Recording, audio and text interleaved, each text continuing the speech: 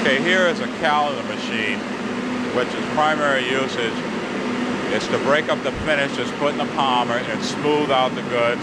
It gives the cloth the type hand and finish that the customer wants. This particular cloth that's running now, as you see, is a ripstop piece of material which is used for sleeping bags, parachutes, and your ski jackets. Through heat and pressure, it closes up the fibers of the cloth so that your air porosity, this amount of air that can be pushed through the cloth, will be at a limitation that a specific customer wants. The vital part of this machine is the top bowl, whereas if there's any indentation in that bowl, it will completely mark off the cloth.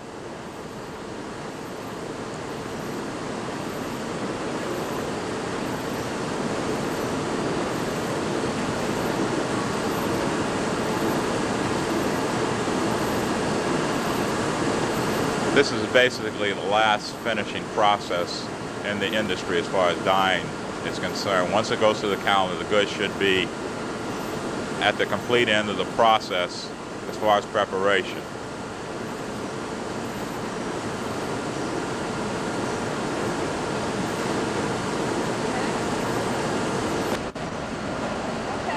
This is what you call an hydraulic calendar. You can either run hot or cold. The purpose of the machine is to finish a cloth, give it a nice smooth hand, or break it down to a soft finish. How long have you been running this kind of a machine? 28 and a half years. Wow. How long did it take you to learn how?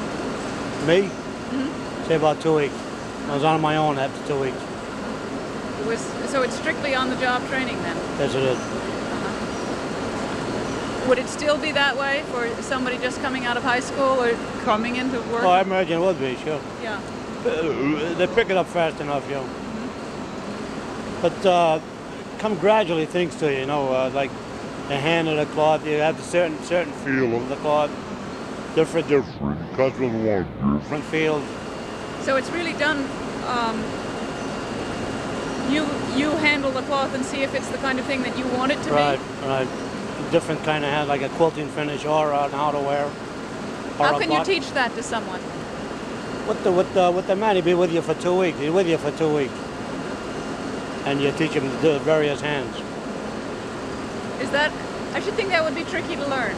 Well, like I say, you can learn a job in 2 weeks, but it'll probably take a year and a half to really get the feel of the cloth. What kind of hand and things, different things. Do you run this on machines, on materials other than nylon? Oh yeah, rayon, taffeta, there's different type. Does that make it more complicated knowing lots of different kinds of materials? No, the nylon is complicated. Nylon? More than rayon. But rayon, you can get the hand easily enough. Are there lots of different kinds of finishes on Yes, them? there is. Yeah. There is. Thank you very much. You're welcome.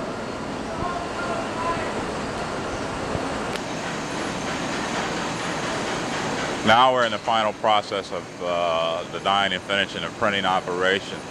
After all processing, which you've seen earlier on this tape, is complete, a roll of goods is sent upstairs and wait until the customer okays a particular shade.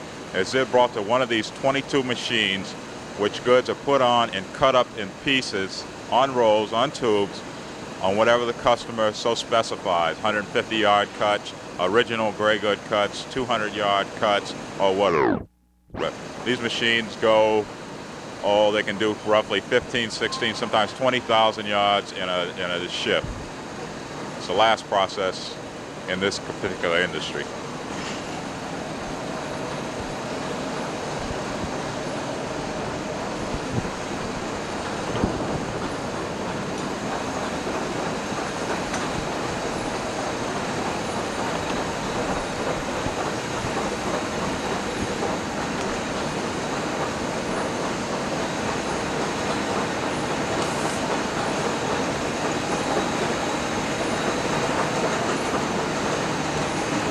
you explain what you're doing? Well, right now we're tubing the cloth.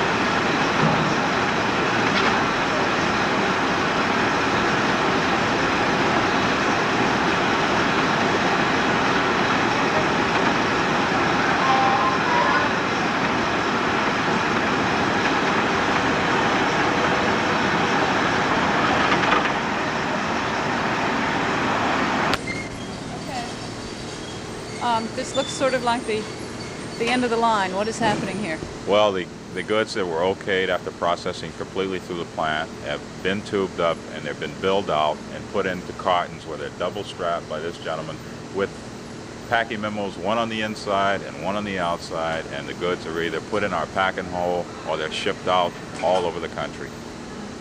Where do you ship most of your things? They have converters have large accounts, Sears, Kelwood. They go to the West Coast, South, North, all over the country. Some even go through other parts of the world also. How many people would you employ in this department?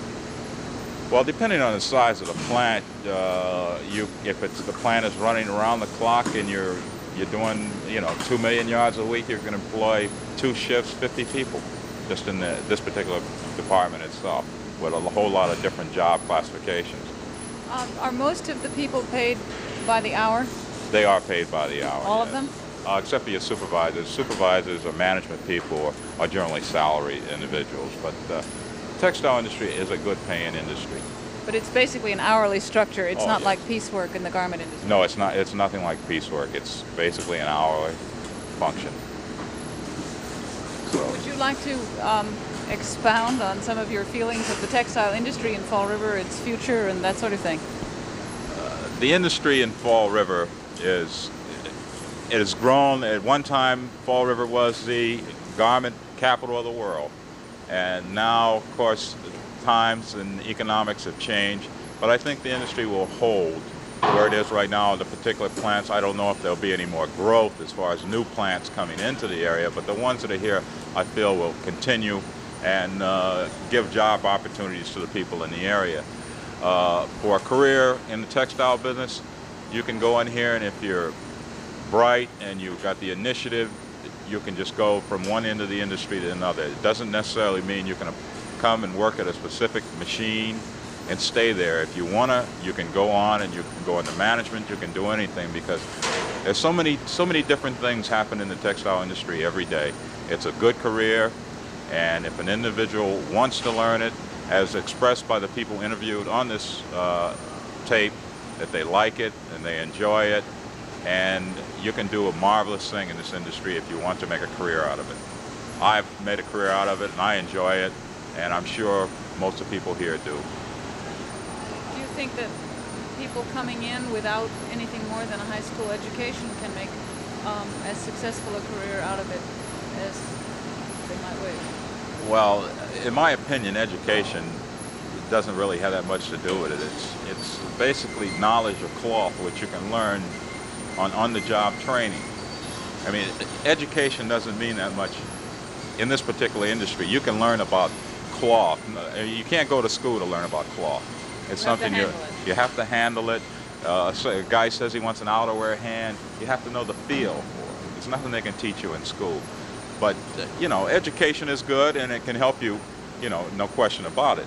But you can learn this by on-the-job training, learn any particular operation here. So motivation really has a great deal to do with it. Motivation. If you like the job and you want to get ahead, there's nothing to hold you back in this industry. Thank you. Sure.